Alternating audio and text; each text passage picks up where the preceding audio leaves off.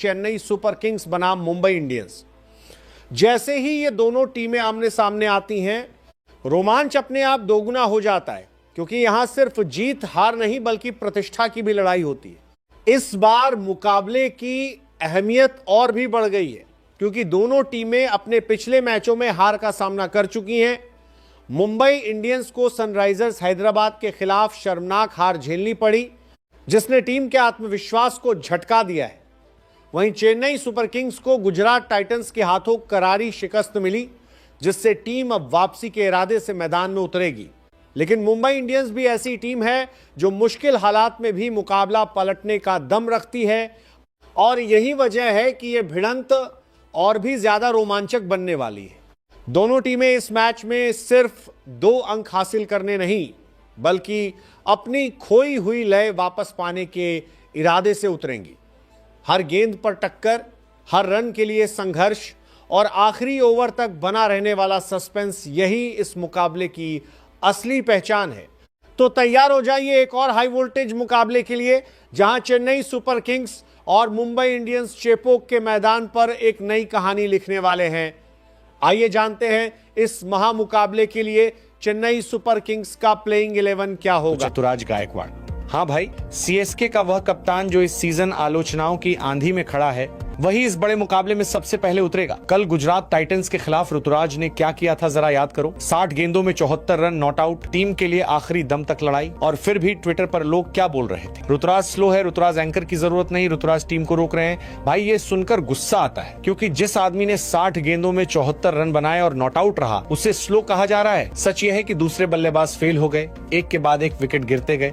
संजू सैमसन, भाई संजू सैमसन और power play, यह कॉम्बिनेशन मुंबई के लिए सीधा खतरनाक है। जब इनका बल्ला चल जाता है तो फील्डरों के पास सिर्फ गेंद ढूंढने का काम रह जाता है। ये विस्फोटक हैं, निडर हैं और बड़े मैच के खिलाड़ी हैं। करो या मरो मुकाबले में टीम को सर्वाइवल मोड नहीं, अटैक मोड चाहिए, और संजू उसी मोड का नाम है। वह मुंबई की सीएम और स्विंग को सम्मान जरूर देंगे, लेकिन फ्रंट फुट पर आकर बेखौफ रन गति सेट करेंगे। धोनी का यह फैसला साफ संदेश है, हम चेपॉक में बचाव करने नहीं, टक्कर देने आए। और अब 3 नंबर पर जो खिलाड़ी आ रहा है, उसका नाम सुनकर युवा आक्रामक क्रिकेट फैंस की आंखें चमक जाएंगी। ये वो खिलाड़ी है जिसे एक बार लय मिल गई तो फिर बाउंड्रियों की गिनती नहीं होती। 3 नंबर पर है उर्विल पटेल। भाई उर्विल का खेलने का अंदाज देखना हो तो एक बार रिप्ले चला लो। क्रीज पर सेट होते ही ये बाउंड्री की बारिश शुरू कर देता है। इसका निडर इरादा, किसी भी गेंदबाज पर टूट पड़ने की मानसिकता मुंबई इंडियंस के लिए बड़ा खतरा है। धोनी को पता था कि 3 नंबर पर ऐसा खिलाड़ी चाहिए जो मिडिल ओवर्स में पहले से बना मोमेंटम और तेज कर दे। उर्विल की युवा ऊर्जा,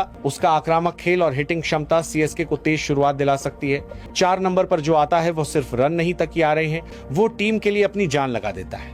ये फाइटर है, ये भूख का दूसरा नाम है, दबाव में और भी ज्यादा खतरनाक हो जाता है। 4 नंबर पर है सरफराज खान। भाई सरफराज के बारे में क्या कहें, ये खिलाड़ी सिर्फ क्रिकेट नहीं खेलता, अपना दिल मैदान पर छोड़कर जाता है। रन बनाना इसका काम है, लेकिन टीम के लिए सब कुछ कर देना इसका स्वभाव है। इसकी डेडिकेशन, इसकी भूख, इसका जज्बा बड़े मैचों में और भी मजबूत हो जाता है। धोनी मास्टरमाइंड है और उन्हें पता है कि बड़े मुकाबलों में सिर्फ तकनीक नहीं, दिल चाहिए। और सरफराज खान के पास वह दिल है जो मुंबई के गेंदबाजों की जिंदगी मुश्किल कर सकता है। सरफराज का शामिल होना धोनी की उस सोच का हिस्सा है कि टीम में कैरेक्टर होना जरूरी है। लेकिन भाई अब 5 नंबर पर मैच का असली ट्विस्ट आता है। यहाँ पर गेंदबाजों के दिल, धोनी ने ऐसा नाम चुना है जिसे सुनकर हार्दिक पांड्या की फील्ड सेटिंग की पूरी योजना गड़बड़ा सकती है। 5 नंबर पर है डेवाल्ड ब्रेविस। दक्षिण अफ्रीका का यह युवा सुपरस्टार असली मायने में 360 डिग्री बल्लेबाज है। मतलब इसका बल्ला किसी भी दिशा में चल सकता है, स्कूप, पुल, लॉफ्टेड ड्राइव, रिवर्स हिट, सब कुछ। जब डेवाल्ड ब्रेविस क्रीज पर होता है तो सामने वाला कप्तान फील्ड सेट करते करते थक जाता है, क्योंकि ये मैदान का हर गैप ढूंढ लेता है। ये युवा है, निडर है और अब अंतरराष्ट्रीय अनुभव भी ले चुका है। धोनी का ये मास्टर स्ट्रोक है, लाइनअप में ऐसा खिलाड़ी रखना जो अनकन्वेंशनल हो, अनप्रेडिक्टेबल हो और जिसके खिलाफ गेंदबाजी करना मानसिक रूप से थका देने वाला हो। 6 नंबर पर है प्रशांत वीर। ये नाम शायद आपने ज्यादा न सुना हो, लेकिन घरेलू क्रिकेट में इनका रिकॉर्ड कमाल का है। अभी तक आईपीएल के दबाव में पूरा बेस्ट नहीं दिखा पाए हैं, लेकिन धोनी जैसे कप्तान जानते हैं किस खिलाड़ी को कब खोलना है। करो या मरो मुकाबलों में अक्सर नए हीरो जन्म लेते हैं और इतिहास ने यह बार बार साबित किया है। प्रशांत वीर के पास वह क्षमता है कि एक विकेट गिरने के बाद टीम को संभालें और फिर अपना नेचुरल गेम खेलें। धोनी का यह चयन एक सोचा समझा रिस्क है।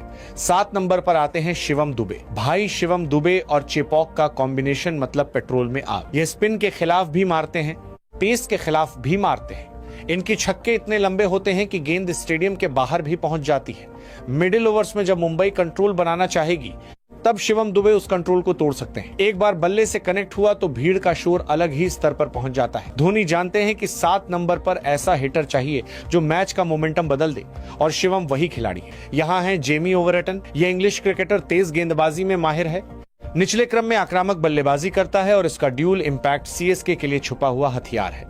इसकी गेंदबाजी में स्पीड, बाउंस और आक्रामकता है और बल्लेबाजी में ये 15 गेंदों में मैच खत्म कर सकता है। धोनी को ऐसा ही खिलाड़ी चाहिए था जो एक ओवर में विकेट भी दिलाए और बैट से बैलेंस भी बदल दे। 9 नंबर पर है नूर अहमद और भाई ये नाम सुनकर मुंबई के बल्लेबाजों को अपनी तैयारी दोगुनी करनी पड़ेगी, क्योंकि नूर अहमद की गेंदबाजी चेपॉक की पिच पर जहर की तरह काम करती है। इसकी गुगली, इसकी रॉन्ग वन, इसका डिसेप्शन बल्लेबाज को समझ ही नहीं आता। धीमी स्पिन फ्रेंडली सतह पर यह और भी घातक हो जाता है। 10 नंबर पर है अकील हुसैन, एक और मिस्ट्री स्पिनर। भाई ये धोनी का स्पिन ट्रैप है। पहले नूर अहमद, फिर अकील हुसैन। मुंबई के बल्लेबाज सोचते रह जाएंगे खेलें तो खेलें कैसे। अकील की फ्लाइट, टर्न और वेरिएशन चेपॉक पर बेहद असरदार होती है। और 11वें नंबर पर है अंशुल कंबोज। यह युवा तेज गेंदबाज ऊर्जा का दूसरा नाम है। मैदान पर आते ही विकेट के लिए टूट पड़ता है, अनुशासन के साथ गेंदबाजी करता है और हर गेंद पर आक्रामक फोकस रखता है। धोनी को नए सैनिकों पर भरोसा है और अंशुल वही सैनिक है जो इस करो या मरो मुकाबले में सीएसके को ताजगी और असली पेस देता है।